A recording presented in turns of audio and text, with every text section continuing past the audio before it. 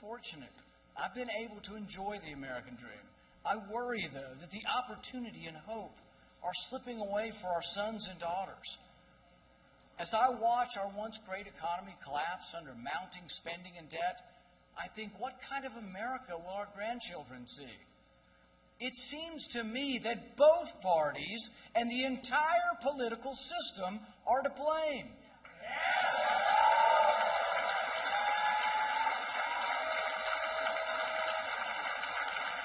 All right, ladies and gentlemen, joining us now, Nick Gillespie, editor-in-chief of Reason.com and editor-in-chief of Reason TV and the co-author of the Declaration of Independence. And there it is on your TV screen, folks. All right, Nick, welcome. Thanks for having me. All right, well, my pleasure. So, you wrote a great piece at Reason.com about Rand Paul, asking if he's becoming less libertarian-ish. You say probably it looks that way, but you still consider him the most interesting Republican candidate. But he's still a long shot in the minds of many. So where do you fall exactly on his chances? Well, you know, in terms of his chances, I'd say it's anybody's race for the Republican nomination. You know, we're still 18 months out and really, you know, a year out from a clear front runner or candidate being established. But I think what's most interesting about Rand Paul, and you hear it in the snippet that you played, where this is a guy who is not just putting the Democrats and Barack Obama on trial for a sluggish economy, but he's allocating a good share of the blame to the Republican Party and to the control of the White House as well as Congress under George Bush by the Republicans. And that's a different message. And I think it is not simply a plague on both houses, but it's a realistic assessment that, you know, that actually gets to what people are worried about. It is the whole political system. Both Republicans and Democrats have jacked up spending, they've jacked up regulations, they've enmeshed us in wars that people are wondering what the hell were these wars for, that are still kind of continuing in dribs and drabs. So I think Rand Paul is presenting a different face to the American public than other Republicans or other Democrats. No, I agree with you, but the question is, to the Republicans who vote in the primaries and appear at and weigh in at the caucuses, is that the message they want to hear? Or is the message they want to hear more, hey, as he also said, I'm here to take our country back. But then when he said that, the next words were the lobbyists. I don't think lobbyists resonate with people. That's more along the lines of what you're saying. I think if he said, look what Barack Obama and the Democrats in the House and Senate have done to our country, that's the message that I think Republicans want to hear.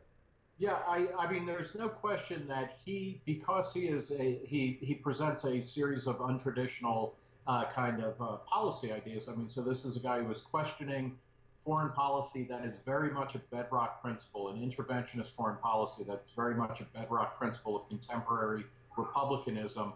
And at the same time, he's reaching out on issues of criminal justice and law enforcement that are typically more, I mean, even the Democrats aren't talking about them. So he presents a different set of issues, which is why he's interesting and why people are responding, I think, positively to him.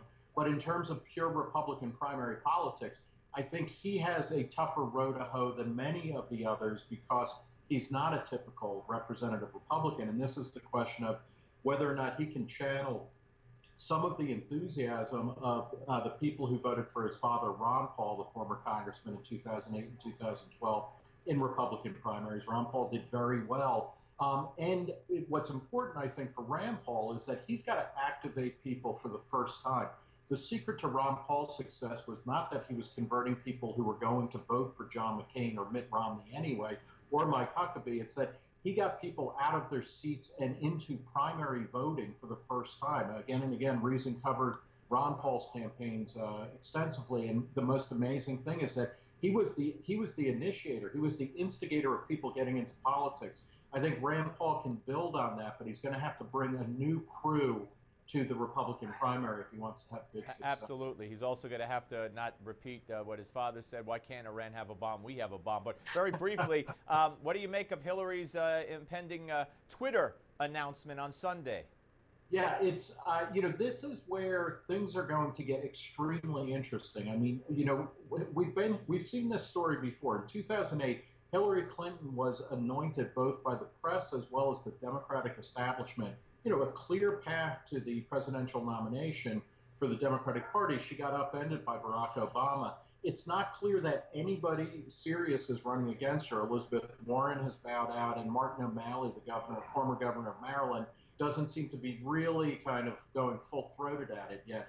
But what will be interesting to see is that Hillary is a very polarizing figure within the Democratic Party, as well as in the country at large. And she has stumbled poorly. I mean, she basically left the State Department, a shambles. Yep, no, all that, has a terrible record as Secretary of State.